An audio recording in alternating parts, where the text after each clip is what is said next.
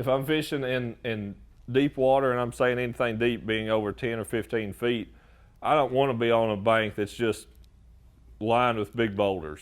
I want to be on a point that's mostly gravel. I don't care for it to have a big line or two of rock on it. And a lot of times that's what you'll see on a lake that has a lot of rock. There'll be like veins of that rock that run in a row, and from shallow to deep, deep to shallow, or maybe they stay at one kind of contour line. But I want to fish just in an area that's got a few big rocks out deep. If I'm idling across a point and it's just a mass of rock out in 25, 30 feet of water, to me that's not that attractive. Those fish are going to tend to spread out a little bit more. They're a little bit harder to find, a little bit harder to pinpoint. They've got a lot of houses to live in then. But if there's a couple big rocks on that point out in the right depth range, that's the place I want to fish.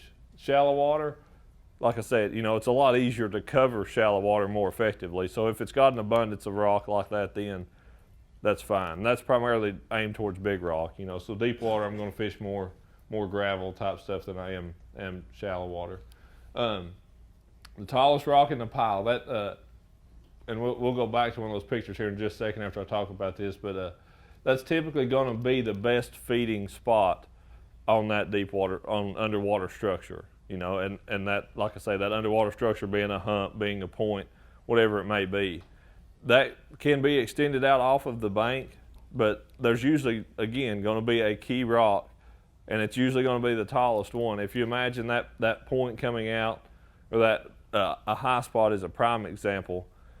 Once you find a place that peaks out, if those fish are holding in, say, 25 feet, you find a high spot that peaks out and it's got one rock that's at 23, 24, 25 foot, that is going to be the key spot on it. If you've got a high spot that peaks out in the middle at 20, then you've got two places that are 25 foot.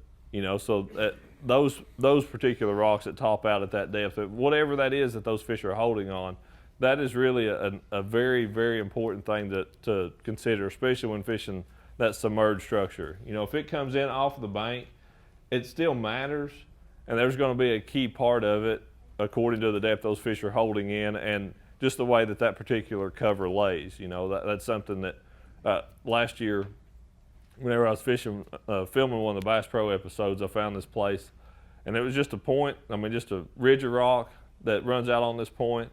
And it was like again, these rocks are about this tall off the bottom, but it was like two rocks out from the shoreline. So that was dirt and rock, and then it was wet rock, but you couldn't see the dirt.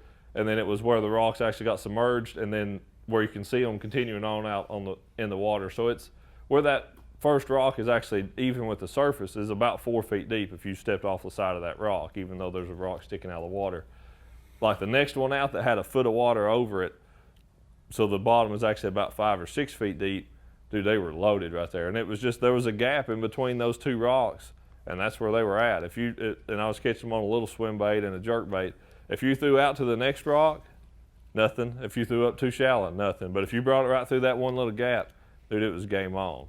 So that's finding that key thing, and whether that's in 4 foot of water like it was there, or it's in 34 foot of water, there's always going to be a spot like that on those kind of places. And that's another thing. Like I said, a lot of those places I'm talking about, those rocks will run in we call them veins, and that's a lot of the way those God-made rocks are. They actually run in a line or run in a vein, and sometimes they just run out there a ways and end. That's the end of the line. That's the last rock in the pile, and that'll be a key place as well, just as much so as on the shallow end of that first rock, if it's at the right depth. So it's all about matching that depth with the cover you're fishing, and always keep in mind that they are rocks are a great form of cover too. But that's kind of what I was saying there. That last rock nearest the drop off, so a lot of that stuff's going to taper out, and then somewhere it's going to eventually break off into really steep, really deep water. A lot of times that last little place right before it falls off. We can go ahead, and I think I covered that one pretty good. Another, really key area for fishing rock type stuff is funnel areas. It's got a lot to do. Riprap and bridges are great places, but even natural funnel type places can be really good. You know, you look at the Classic the last few years. I mean, of course, the one at Guntersville, and it doesn't matter if you could go to Guntersville 365 days a year, I think, and potentially win off of a bridge. But and that's largely because of the riprap that's on those bridges. But there's such migration routes. But it doesn't have to be a bridge to be a migration route, to be a pinch point, to be a funnel for those fish to use. You know, that particular place right there, and I know some of you all back there know exactly where that is. You know, I mean, that particular place right there, that's a natural funnel. And you can't tell it here, but this is going out towards the main lake. And this goes back into a really big creek arm that comes in here and hooks to the left and goes about 3 or 4 miles, you know. And so and this picture's with the lake partially drawn down, it goes down another 10 or 15 feet from here. So that there's not a whole lot of water left back here, where in the summertime, there's a lot of water back in here. So those natural funnel areas, it doesn't have to be a bridge, just a natural funnel area where the lake really necks down.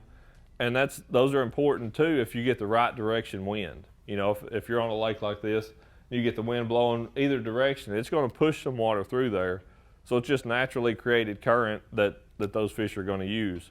And if there's great rock in that area, that's going to be, you know, that's going to be certainly really good. But the deal with ripraps and bridges, a lot of times and those ones at Guntersville that are so famous, they're so narrow. You know, you're looking at a place that's as wide as what this room is here, that you go through and it's 20 feet deep, and you go back in there and then it opens up and there's 30 feet of water for 3 or 4 miles back through there. So it's not that every fish back there in the back of that creek comes out and every fish out in the lake goes back in there, but there are a lot of fish that use that section, you know, that swim through that piece of water that's pinched down into that little bitty bridge, you know. So, and those areas are always going to be riprapped just to help alleviate the erosion and stuff that's going to happen naturally, and those rocks can really be good around them. But that to me, those fishing around those bridges and those pinch points, other than wind, is going to be a transition time of year. That's going to be a spring deal, and that's going to be a fall deal.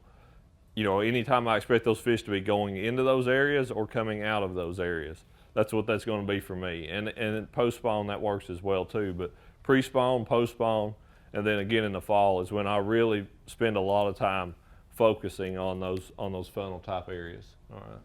Here's a prime example of a rock transition. And anytime you hear somebody talk about rocks, giving a seminar on any kind of rock fishing stuff, they're always going to talk about a transition. And it can be from, like it says down here on the bottom, mud to clay, clay to mud to gravel, gravel to chunk rock to boulders. Any change in that rock is a big deal. And even like a boat ramp like that, you know, it's gravel, then chunk rock, then concrete, then you know, you've got a lot of transition going on in a 10-foot wide section right there. But this is a prime line. You can even see those rocks extending out in the water right there. But just where it goes from just clean, kind of sandy, gravelly type stuff to, I mean, almost a perfect line of big boulders, you know. And those fish will use that line. I don't deer hunt, but much the way I've been told, deer use a fence line. You know, I mean, they're going to use, or a wood line, they're going to use that line of stuff to help ambush, to hide themselves to their prey. You know, so they're going to use that as a place to feed on, as a place to ambush bait fish. The information Bass University provides isn't your basic run-of-the-mill fishing video. This is specific information from A to Z to help you learn, get to the water, and become a better angler quickly.